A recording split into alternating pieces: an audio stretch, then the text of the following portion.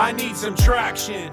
Hi everyone, I'm really excited to be here today. I've been working on marketplace businesses for north of 13 years now, from starting my own all the way through to Eventbrite's current scale. We'll do about $3 billion in gross ticket sales this year. So I've learned a lot along the way and I'm excited to share some of those with you today. So starting with some of the basics, just to make sure we're all baselined on the same things here. So two-sided marketplaces have buyers and sellers.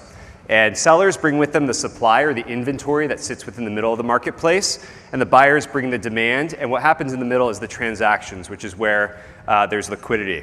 And so for eBay, products sit in the middle. There are other verticals of marketplaces such as Airbnb where spaces are transacted in between, or Eventbrite where events are the transaction that happens in between.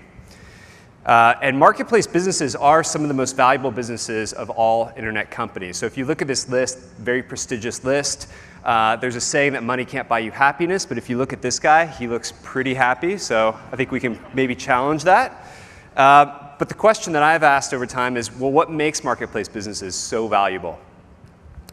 And really, the core answer is because they've achieved marketplace liquidity. And my favorite qualitative definition of what that means is that liquidity is the reasonable expectation of selling something that you list or finding what you're looking for.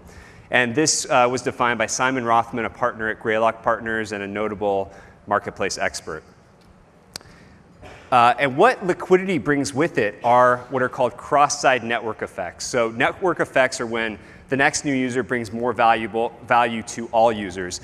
And the distinction for cross-site network effects is when the strength of one side has effects on the growth of the other. So the classic example is, as more sellers join a marketplace, they provide more inventory that buyers then want to seek out.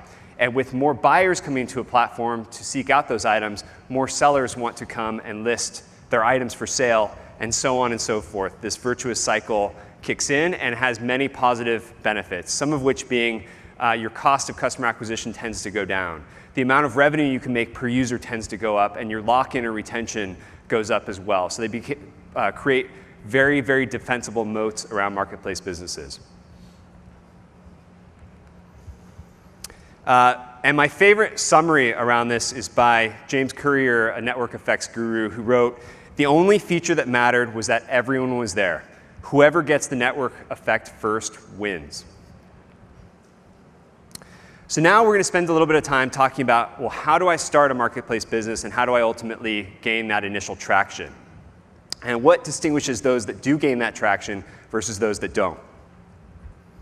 So every marketplace has the initial startup challenge of the classic chicken or egg. Which side of the marketplace do you start on? Do you start by building supply? Do you start by building demand? How do you get one when you don't have any of the other? And there are many different beliefs in this area. And this might be a little bit controversial, but my opinion is to always start with the supply side. There will be people in this audience who have examples of people starting with demand, and it can work. I've just seen best results when you start with supply. And one of the reasons I believe that is driving demand before you have supply is like driving people into an empty store. And first experience really matters. So if you drive people into a store, they can't find what they're looking for, they're likely to never come back. And as other speakers have talked about, the importance of having baseline retention, you will have very, very low retention, which makes it hard to scale the demand side of the marketplace. So in building out supply, this sounds a little counterintuitive, but you actually want to seek out inefficient, fragmented markets that you can roll up. So fragmentation plus high friction for supply signup is actually a positive. There's a saying that anything that's worth doing is hard. And in this case, it's true. So if you are thinking about starting a marketplace business and you can easily find, say, a database online of a list of all of the supply that you'd like to pull into the marketplace, it's too easy. There's probably a reason it hasn't been done before. So again, look for those very fragmented examples. Zillow and Trulia being one in the real estate space. So prior to them coming on board, real estate listings were very fragmented. They were in local markets all around the country. They were owned, the data was owned by different sources, and realtors were highly skeptical of these new entrants into the space. But ultimately, they were able to brute force their way through and achieve liquidity. So next, we're going to talk about some strategies and tactics that I found to be successful in growing supply and demand. One of my favorites of which I call the Trojan horse strategy, which is kind of a back door into building a marketplace. And the way it's done is first you build a product that serves your target supply customer, and it can work as a standalone without having any demand. And then once you have that product, once you've rolled up that supply, you can later drive the demand to start the flywheel. And I'll go through a couple examples next. But one of the things that I love about this is if you can monetize the transactions happening on the supply side, it can actually help to bootstrap the marketplace, help to fund as you work to layer on demand later. So the example here for Eventbrite, the first 8 years or so of the company's life was really focused on creating ticketing software, self-service ticketing software to capture the long tail of events. And as we built out critical mass of supply, the right density within each local area, within each category that we care about for event discovery, we've put in a lot more effort to drive the demand side and help to create that flywheel of marketplace growth. But again, we monetized for years by taking a small transaction fee of all of the ticket sales that came through on the supply side. Frequently, a novel approach or some kind of hack can help to roll up the supply side. So this is a startup that I founded in the local services space. And what we did at the time, this was about 2009, we crawled the web classifieds listings. So a lot of independent service professionals didn't have a website yet. They weren't on Yelp. They didn't have their own website, but they were posting frequently to Craigslist and other temporary classified sites.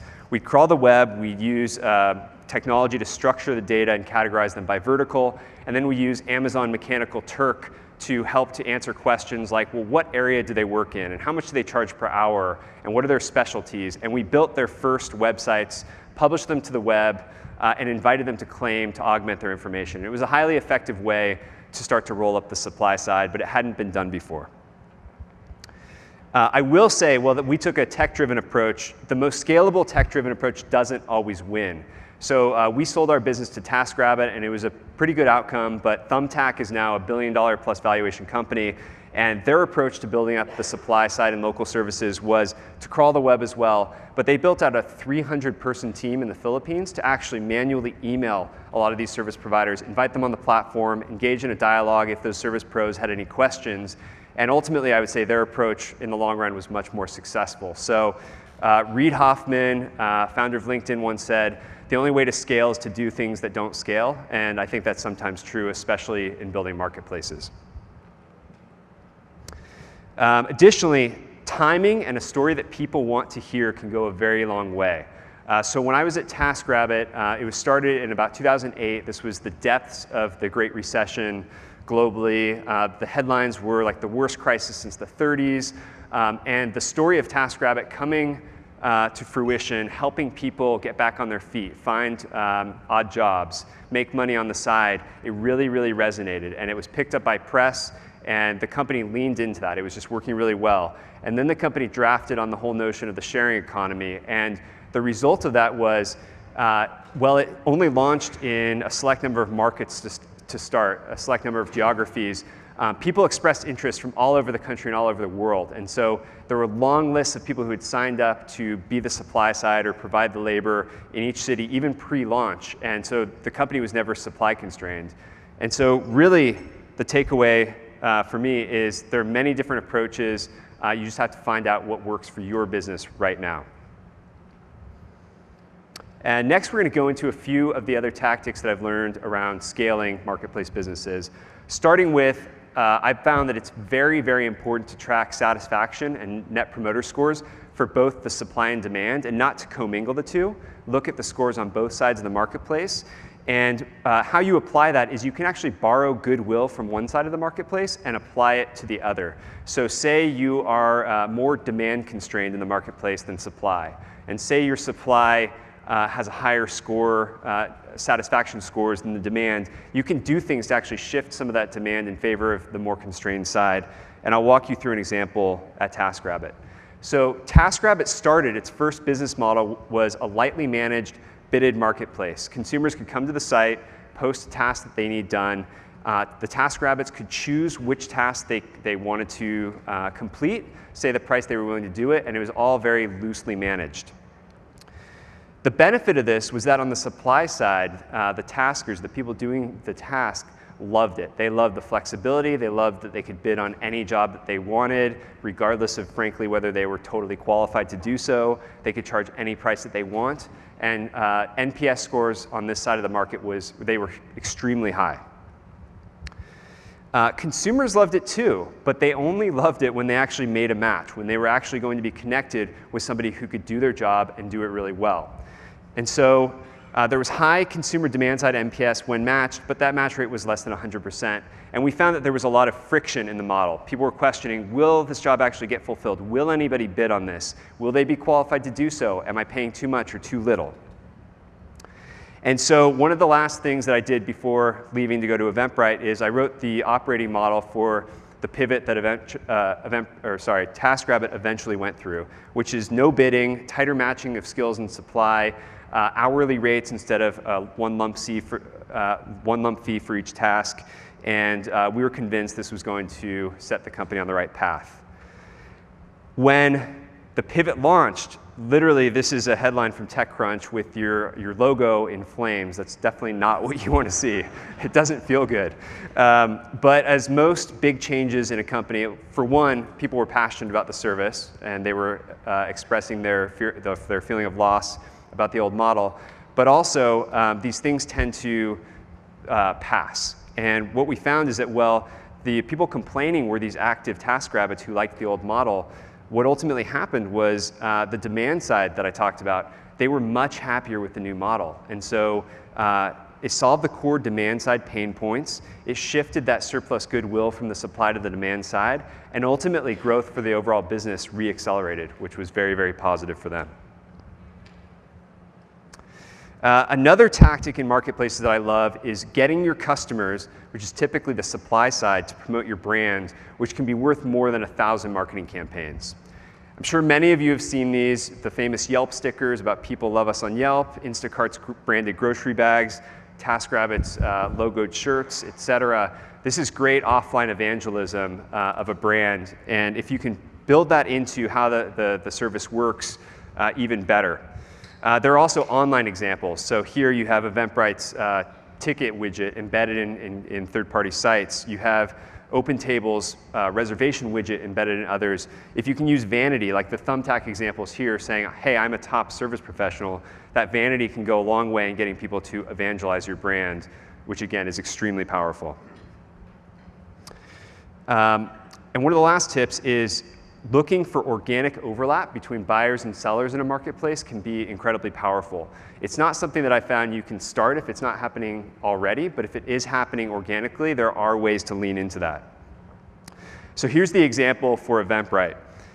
We work to acquire event organizers. Those event organizers bring events to the platform, and they market those events to attendees like all of you, and attendees come in and transact in the middle.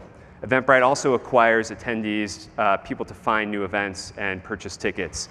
At the current scale of Eventbrite, we'll have 65 million active ticket buyers this year. If you can find ways to tweak that conversion rate from first learning about Eventbrite as a ticket buyer to ultimately thinking about Eventbrite first and using the service when they have an event in the future, we found that small percentage gains result in huge growth on both sides of the marketplace. So again, look for that happening organically and lean into it and find ways to evangelize it throughout your service. Here's an Airbnb example. So other companies have this dynamic as well. It's a screen grab that I grabbed a while ago, but they've obviously been A/B testing and working to drive up that conversion rate too.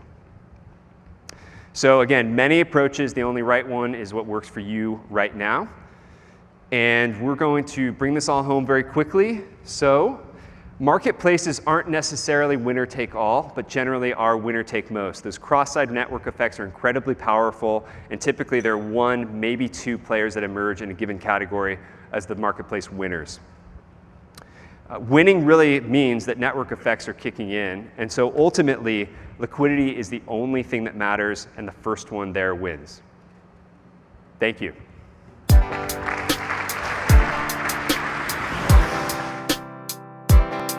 I need some traction. You need some traction. Let's get some traction.